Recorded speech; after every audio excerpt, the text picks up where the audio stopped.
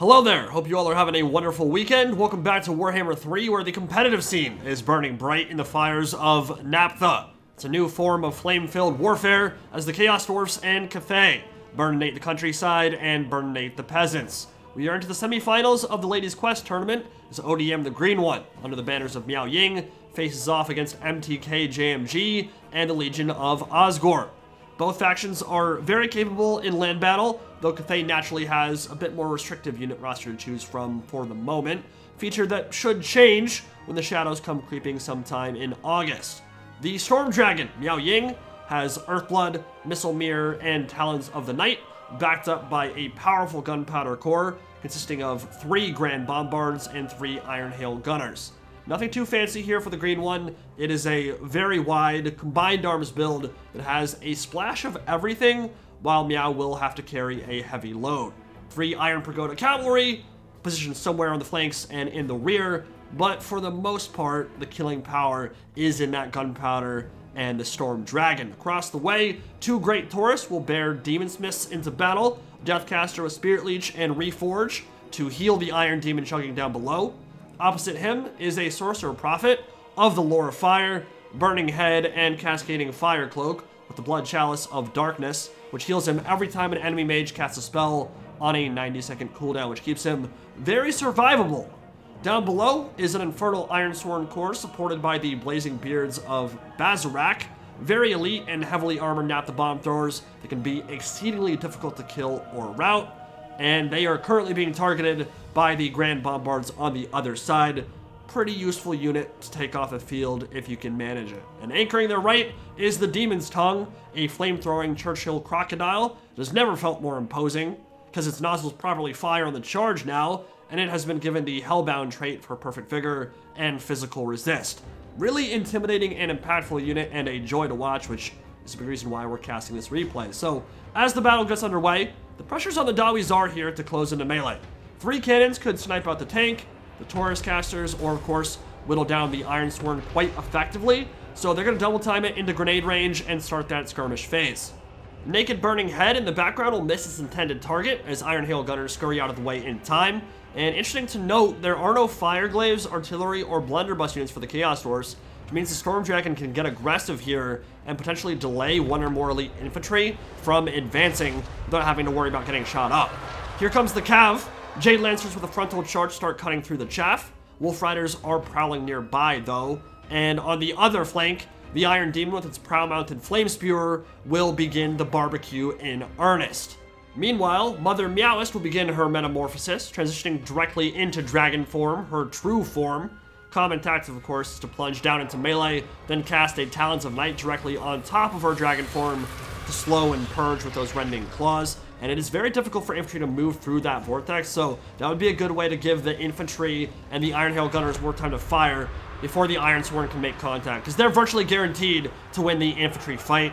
Cathay's Jade Warriors are simply not enough to hold back the tide, especially if some good volleys are forthcoming from those Naphtha bombs. Now, a big question Cathay has to answer right now is how the hell to deal with this flame-spewing tank, because it's not just effective from range, it will charge, it will blast you apart, and then it will bust through your formation in seconds flat with all that mass activating the overcharge mechanic, getting those steam engines broiling, and it will cause all kinds of carnage if Cathay don't heavily invest in slowing its rampage. Miao Ying is dropping her own combo though, slowing and shredding the Blazing Beards, who are doing their best to ignore her while they throw their grenades. Kinda hard to ignore a lizard lady who's bigger than a school bus and eating all your friends. Bad news for Cathay is that their disciplined formations and reliance on harmony can be somewhat detrimental in the face of this many explosives. Tightly packed ranks means fun fireworks and a lot of pain when they land flush, and this Legion of Osgore build has a lot of explosive firepower, not just from the tank, but from the 4 or 5 Naphtha bomb throwers, Blazing Beards, and the Ironsworn on their front ranks. So those are causing a lot of problems for Cathay right now. Wolf Riders and the Bale Taurus, or rather the Great Taurus, swooping in from the flanks. Burning Head getting those Iron Hail Gunners moving Ironsworn have already taken a pounding, pretty much all of them down to half HP and about to take even more damage as they do not brace in time. And a nice frontal charge comes in from the Jade Lancers. Don't expect too much damage from them. Ironsworn are a bit out of their league in terms of elite status. And as more naphtha is poured into the breach in this Cathayan formation, cannons are still online and firing back. And the gunners will take a massive volley of grenades that basically just rips the heart out of their unit. They were positioning to blast the Demon Smiths and instead got reverse uno'd. They'll be picking up the pieces after that one. That was nasty, while the two great Taurus work in tandem to shut down the back line of this Cathayan gunpowder build. Flamethrowing tank has pretty much had free reign to run roughshod over the Cathayan formation up to this point, and the cannons are not in a good position to take it down, so it might come down to Miao Ying and a duel, which she could easily win against an Iron Demon. The problem is that she has a lot of other issues to contend with first, namely those Ironsworn moving into position, and the two Dawizar casters who are harrying and harassing all these Iron Hail gunners and preventing them from shooting. All three cannons are still around, have not been taken off their guns yet, but a big chunk of the Cathayan army is routing, so Miao has to start turning this, and one of the best ways she can do so is get into the infantry and cast some Overcast Talons of the Night to slow down this advance. But the Demon's Tongue is worth its weight in gold right now. Just a merciless, unstoppable juggernaut rolling through pretty much anything it touches and incinerating the Cathayan army alongside these burning heads, which of course will also stack up the -8 burnt leadership contact effect and get more of these low-tier troops routing. There is the Talons of the Night, a big one on the Ironsworn. They're dropping quite low, but like Ironbreakers, they have very high leadership, very high morale, so they'll come out the other side and continue the fight, even if they only have a few models remaining. But man, that is a cool looking spell. Miao has 8 legs right now, and they are all rending those formations apart. Jade Lancers and Ironsworn stuck in a duel to the death, and a big charge coming in from the Demon's Tongue. Such a beastly unit. I have not used it a whole lot since the patch that changed, because when it came out it was bugged, right? It wouldn't fire appropriately when charging, but it seems to have no issues doing that now. And I'm seeing it rack up a kill count that I've not seen in any battle, and I've used it in quite a few. So it seems like whatever changes they gave it are certainly helping out a lot, and it's not even halfway through its ammo pool either.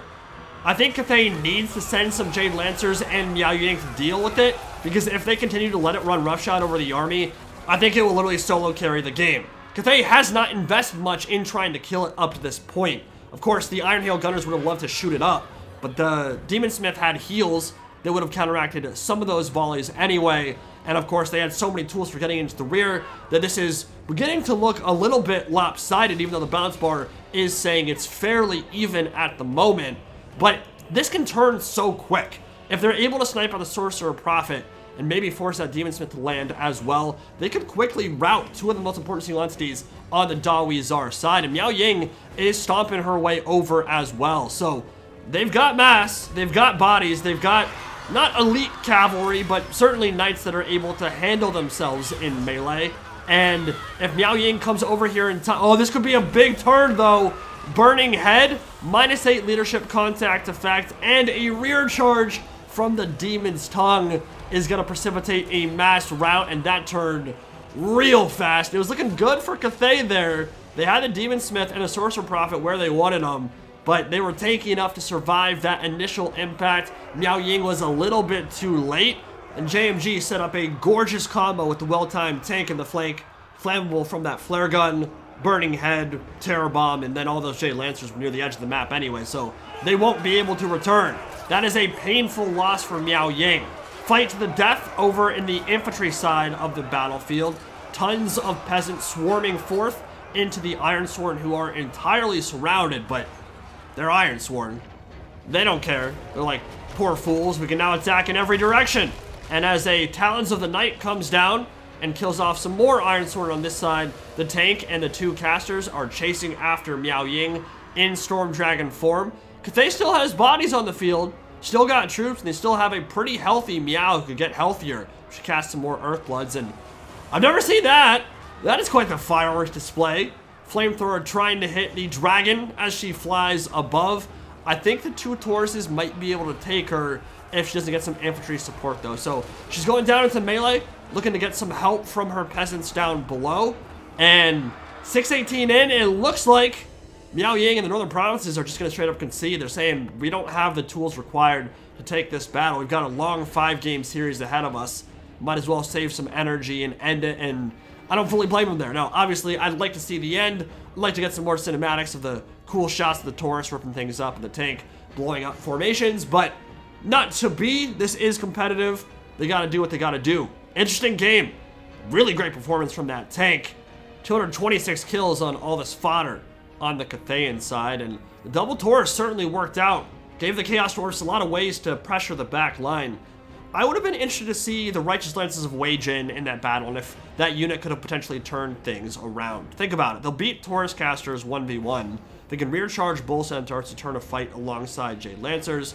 They can isolate and destroy any tanks, which are very common in the Cathayan matchup, and frankly, common in a lot of matchups right now. And yeah, naturally, they'd be a prime target for Blunderbuss, but armor-piercing Longma, those flyers, they have a lot of versatility in this matchup, I feel like, and if they could just shadow the Demon's Tongue and just fly atop it whenever it becomes a little bit isolated, go down and chunk it down, pin it in place and prevent it from tear-routing all the other infantry and gunners on the field, I think that's a really useful tool in Cathay's arsenal, and having a unit that can just 1v1 the most expensive single entity monsters on the other side could be a really impactful way for Cathay to handle that. Of course, very expensive investment and potentially a dangerous one if they get shot up. But you know what's also dangerous? Having your entire army get run over by a tank and not sending anything to try to shut it down, which I think he might have been right to do so in this game. He simply didn't have the tools required in this army, and I think the Demon's Tongue just kind of caught him off guard. It happens. But to get it and to try it out, which not saying it necessarily would have changed the outcome there, he would have to drop some stuff, maybe a gunner, a cannon, and a Jade Lancer on top of that. Maybe worth trying. Interesting game though, hope you all enjoyed, and I'll see you all in the next one. Peace out.